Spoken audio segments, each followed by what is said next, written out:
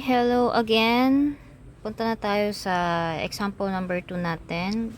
Gawin natin medyo complex siya compared to the other one. The first topic natin is 2-story building. Punta naman tayo sa 3-story building. So, medyo mas mahaba tong magiging presentation natin today or discussion natin. Ilagay ko lang ulit kung ano yung mga kailangan nating tawag dito, steps.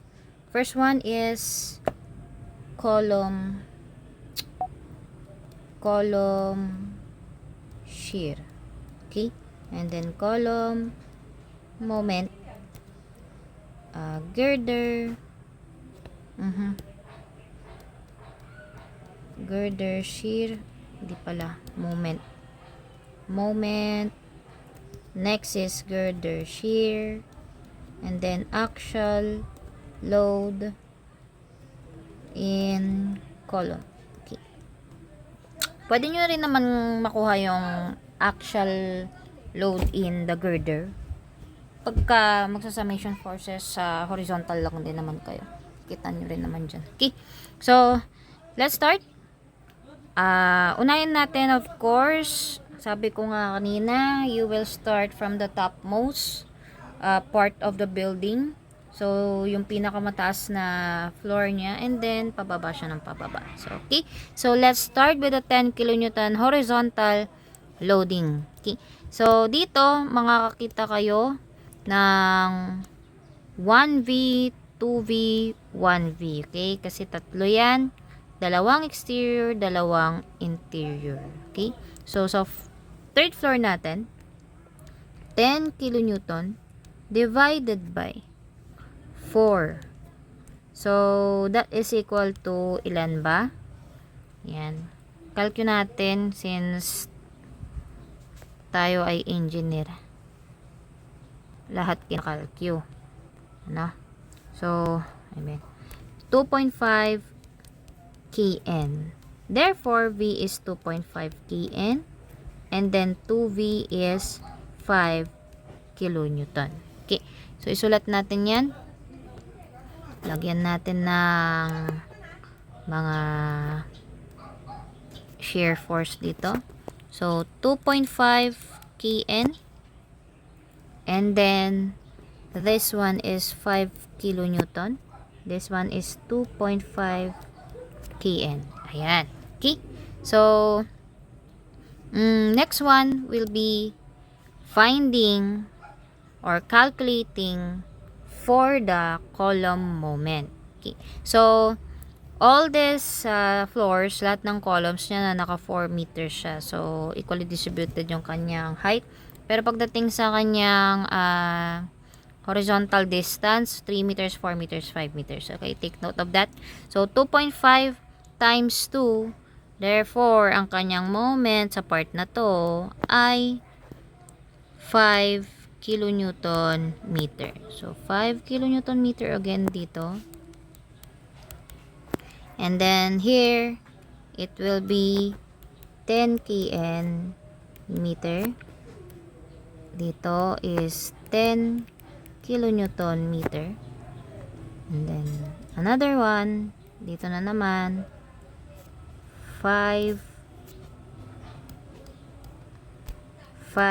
kilonewton meter, and then another 5 kilonewton meter. Wala namang kaso ito,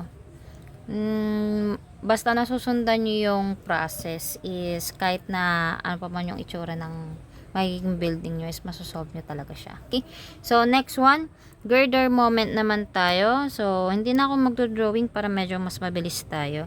So girder moment, look for point M. Okay? So, sa point M, meron tayong counterclockwise direction 5 kN. So, ibig sabihin, meron tayong clockwise direction 5 kN meter. Okay? And then, same yan dito 5 kN meter. So, look for point N. Makikita nyo, merong clockwise na 5 kN meter. Okay? And then, Okay, so next is yung ating point N. Ulitin ko lang, medyo na-distract ako. So 5 kilonewton clockwise sa point N, and then another 10 kilonewton counterclockwise. So we need another 5 kilonewton clockwise direction ng ating 5 kilonewton meter. Okay? And then punta tayo sa point O. There is a presence of 5 kilonewton counterclockwise. Therefore, meron ka dapat 5 kilonewton clockwise. Ayan. So, kompleto na ang ating girder moments. Now, let's proceed to girder shear. Sa girder shear natin, yung 5 kilonewton sa girder MN is i-divide natin yan sa half ng 3 meters. So, 5 divided by 1.5. That is 10 over 3. 10 over 3 na lang, ha? Let's use yellow. 10 over 3 kN. Okay. So, since 10 over 3 kN yan, pagdating sa ating girder NO, ang makikita naman natin dyan will be 5 divided by 2. So, that is 2.5. Kinalculate pa. 2.5 kilonewton. Okay? And kompleto na yung ating topmost floor. Punta na tayo or baba na tayo sa second floor niya. Okay? So, sa second floor natin, as you can see, there are 4 columns. There will be 2 exterior and there will be 2 interior. So, yung 20 plus 10, i-divide yan sa 1, 2, 3, 4, 5, 6. Okay? 6 na siya. Hindi na lang siya 4. Tama ba? 1, 2, 3, 4, 5, 6. Okay? So, 6. So, ilan kaya yan? 30 divided by 6, that is 5 kilonewtons. So, V is equal to 5 kN.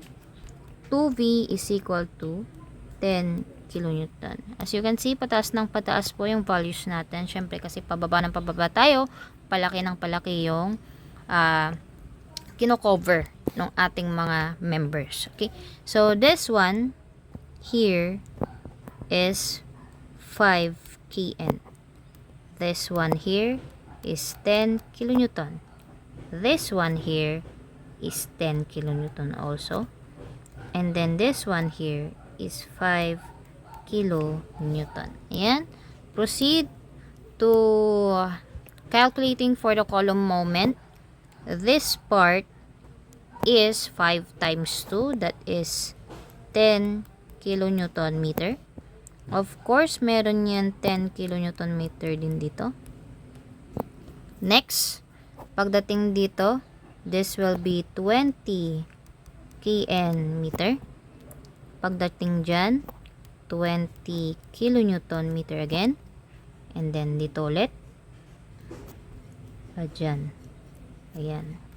20 kN meter. 20 kN meter. And dito. At dito. 10 kilonewton meter.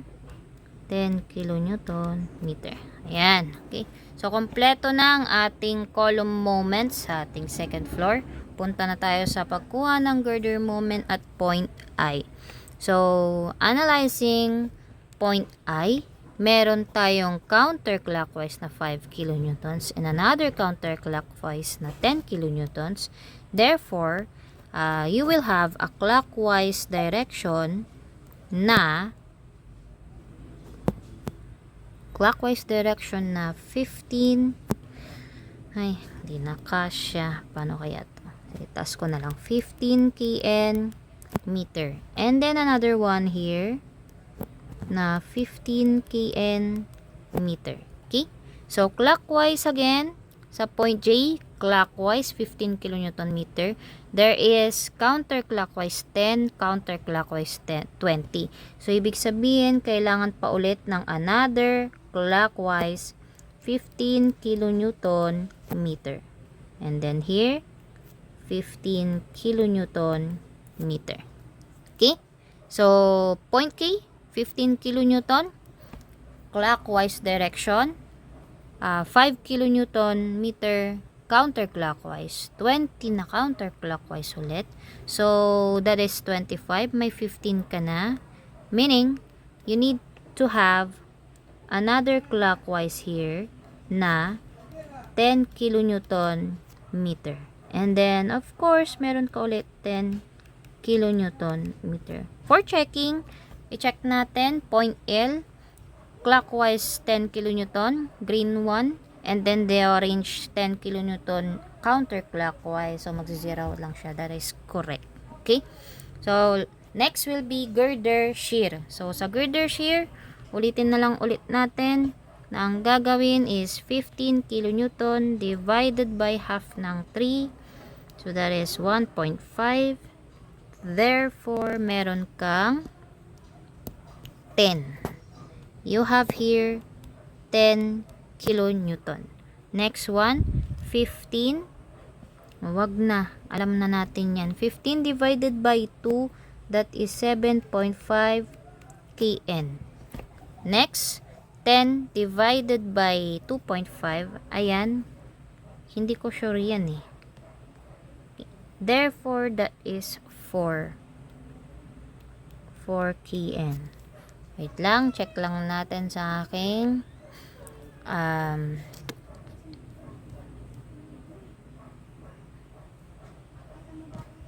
kung tama.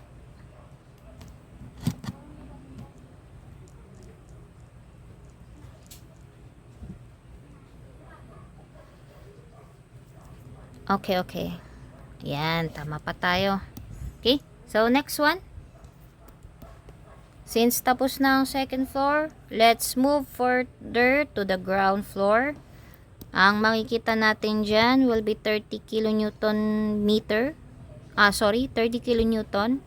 So, 30 plus 20 plus 10 divided by 6. That is, so ilan yan? 30 plus 20 plus 10. Ay, 60 pala siya. Okay. So, 10 kilonewtons. 10 kilonewtons. So, V is 10 kN. And then, 2V is 20 kilonewtons. Okay. Sulat natin sa ating line diagram.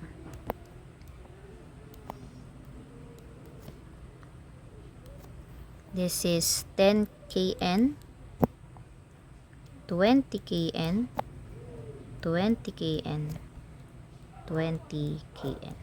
10. Wrong. 10 kilonewton. Ayan. Okay. Proceed to finding column moments. Ayan. What will be the column moment? And this one, so 10 times 2, that is 20 kN meter. So, 20 kN meter din ito. And then, ditong part, this is 40 kN meter. And then, another 40 kilonewton meter. Then, next one, ganun pa rin, 40 kilonewton meter. 40 kN meter. And then, sa parte na to, ganun ulit. 20 kilonewton meter. 20 kilonewton meter. Ayan. Okay? So, since tapos na yan, sunod na ulit natin ang ating girder moment.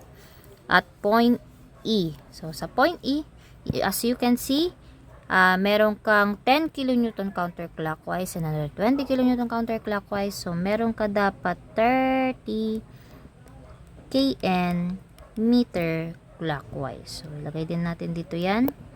30 kN meter. Okay? So, proceed to point F. Sa point F natin, you have 30 kN clockwise. You have 20 kN counter and then 40 kN counter. So, you still need another 30 kN clockwise. 30 kN meter. So, ilagay ulit natin yan dito. 30 kN meter. Ayan. So, punta na tayo sa point G. So, sa point G natin, another 20 counter, 40 counter. So, another 30 clockwise. Ayan. So, sabi ko nga, madali lang siya, mahaba lang. Kahit ako naiinis na. Kasi, pagod na ako. Ayan. Okay? So, 30 kN. Okay, pakicheck nga. Sa H natin, we have clockwise 30 kN meter. Therefore, ika-counter niya yung 10 and 20 na counterclockwise. Tama. Balance. Okay? So, ayun, tapos na tayo. Di pa pala. May girder shear pa. So, sa girder shear, ganun ulit. Girder shear na 30 divide sa 1.5. That will be 20. 20 kilonewton. Next, 30 divided by sa 2. That will be 15 kilonewton. And then lastly, 30 i-divide sa 5. Ano to? 30 divide sa half ng 5. That is 2.5. So, 12. 12 kilonewton. Ayan, kompleto na. Sure na to. Ayan. So, since tapos na tayo sa pagkuha ng hanggang girder shear, isunod naman natin yung pagkuha ng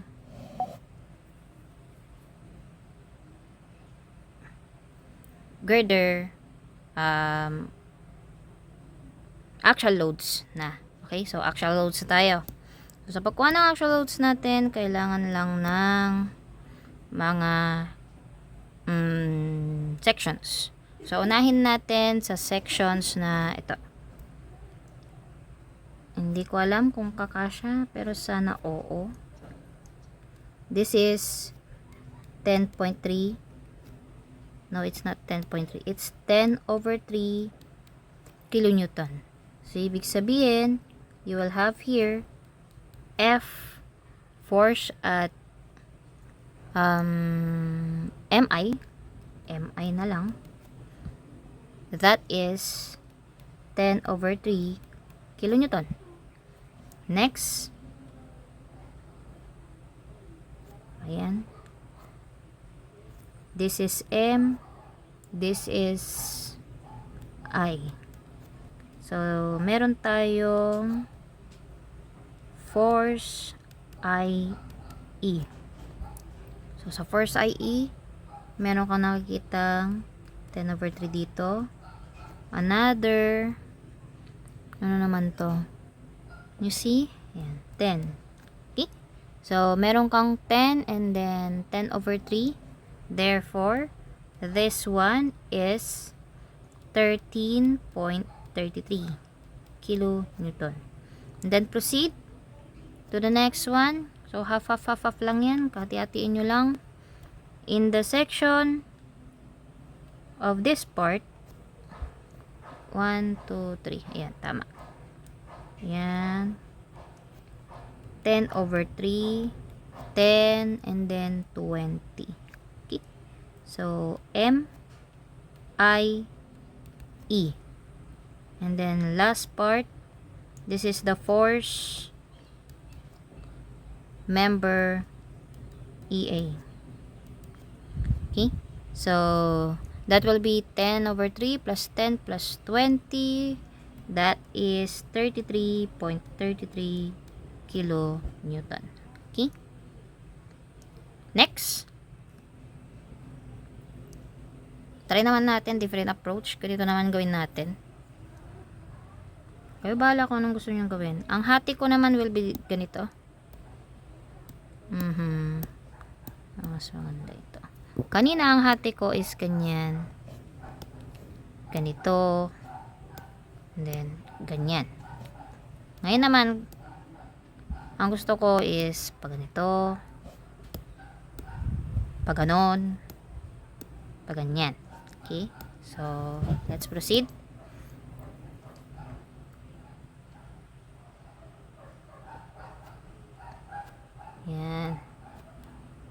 Meron kang force dito.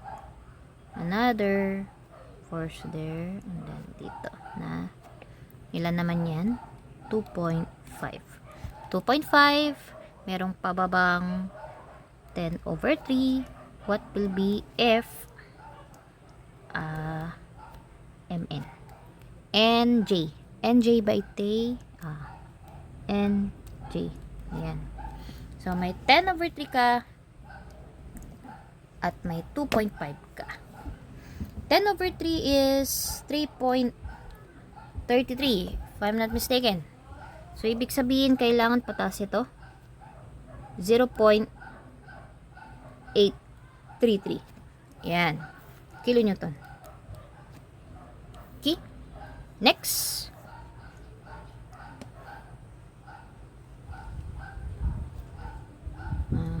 Para lang tayong lalaro. Ayan. 2.5. This one is 7.5. Ito, nakuha mo na to. This is your 13.33. Okay. Lagay muna natin yung arrow. 13.33. So, 2.5 plus 7.5 is 10. Therefore, kailangan ko pa ng pataas na value ng alin? Force at JF. JF. Ilan naman yan? That will be 3.33 kilonewton.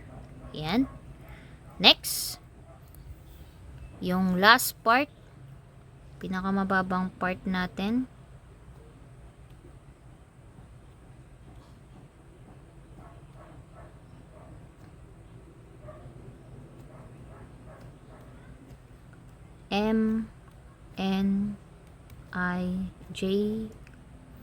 MNIJ EF. Okay. May pababa na 33.33. And then meron kang 2.5. Meron kang 7.5. Meron kang 15. Calculate natin. This is 33.33 minus 2.5 minus 7.5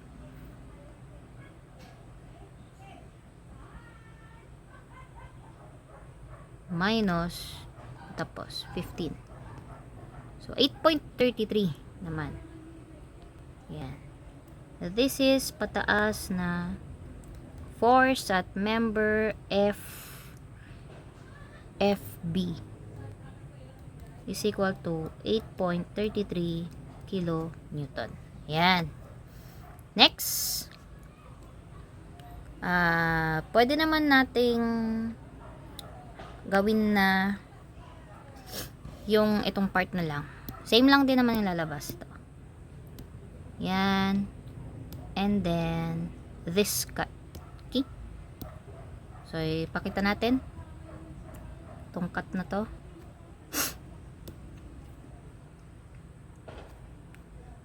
Point L. So, this part, meron kang 4 kN.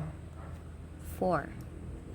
And then, therefore, meron kang force dito na LH 4 kN din. Ayan.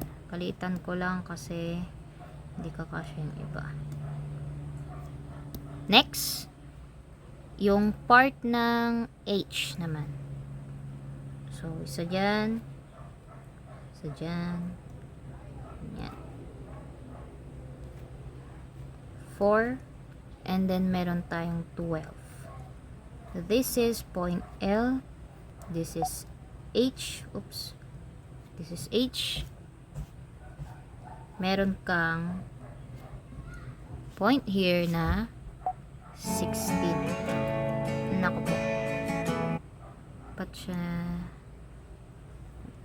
So, F HC or HD, sorry, is equal to 16 kilonewton. Okay? So, meron kang 16 kilonewton. Ayan na. 8.33 EA. Ano pa ba ang hindi natin nagagawan? Gawan na ba lahat? Meron pa ang hindi nagagawan. Kasi meron na, lagyan natin ha, para may tanda tayo. Meron tayong 4MI. Meron na tayo 4IE. Meron na tayo 4EA. Meron na tayo 4NJ. Meron na tayo 4JF. Meron na tayo 4FB. Meron na tayo 4LH. And then, meron na tayong 4 HD. So, meron pa tayong hindi nakukuhanan. Ayun. Itong part na to. Ayan. Okay. So, gawan natin. Lagyan natin yan. Lagyan natin. Hahanapin natin lahat yan.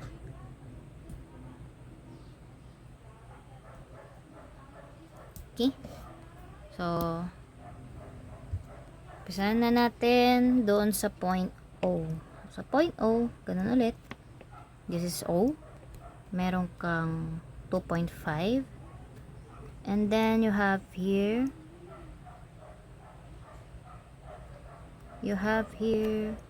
another point. So, ilan yung magiging ano natin dito? So, 2.5. Therefore, dapat may 2.5 din. 2.5 KN 4 sa O K. Okay. Yan. Okay. Next will be the yung below niya. K naman. Punta tayo sa K. So, yan. Paano na yan? Pwede naman na siguro ang gawin natin is ganitong cut. Yan. O, ganun yung cut natin. Pakita lang natin dyan.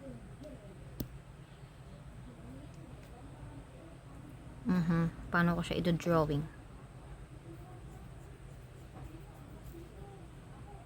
Hindi na kasya. 1 2 and then you have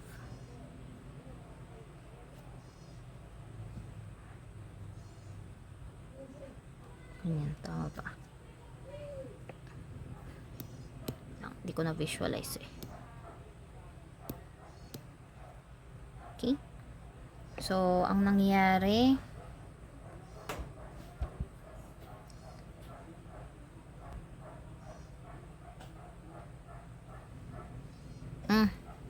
tama. Wala lang ito. Ulitin natin yung drawing.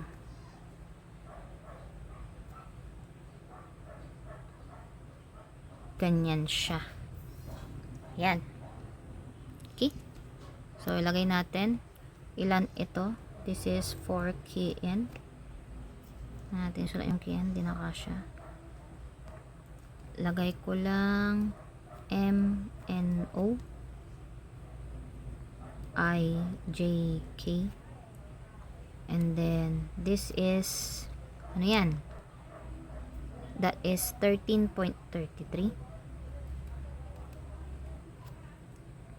Tapos, meron tayong pataas. Wait lang. Nahihirapan ako dahil hindi nakasya.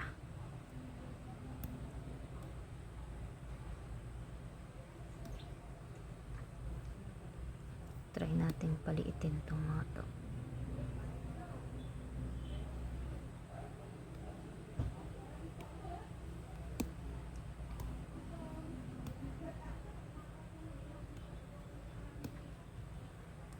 Okay, so point here Yung point dito, may pababa na 13.33. And then, dito sa point na to, makikita nyo na may pataas na 3.33. And then, merong 4 doon. Ibig sabihin, yan, okay. So, 13.33 minus 3.33 minus 4. Sabihin may 6 pa. Therefore, may 6 ka pa dyan. 6 kN. So, that is F. Ano naman yan? FKG.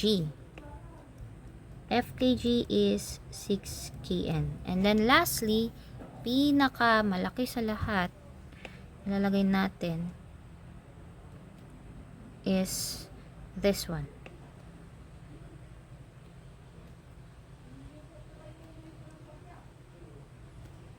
Pagpasensya na lang ang drawing ko, basta ma-visualize nyo. M, N, O, IJK, IJK, and then EFG. So, ilagay natin lahat. This is 4. This is 12. Sa part na to, there is 33.33. Then sa part na to, may 8.33.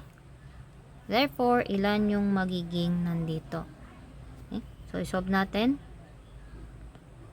33.33 minus 8.33 minus 4 minus 12. So, ang natira is may pataas na 9 kilonewton. That is your force at GC. Ayan. Kompleto na. Sa wakas at na kompleto natin. Ayan. Okay? So, ganun lang. And then, if ever may tinanong, what will be the actual force in member GC? It will be 9 kilonewtons. What will be the girder moment or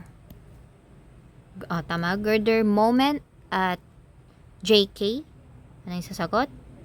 15 kilonewton meter.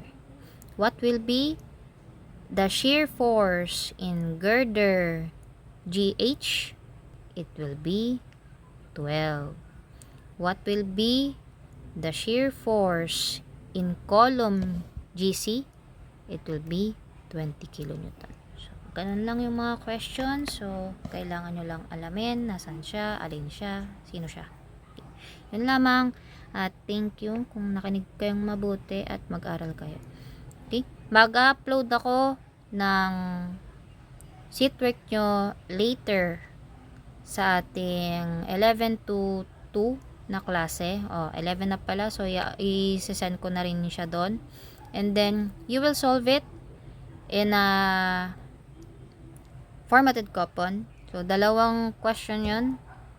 I mean, dalawang situation yun. Dalawang figure. Ito yan siya. So, one figure, one formatted coupon. Use different colors, kagaya ng paggamit ko, para hindi kayo nahihirapan.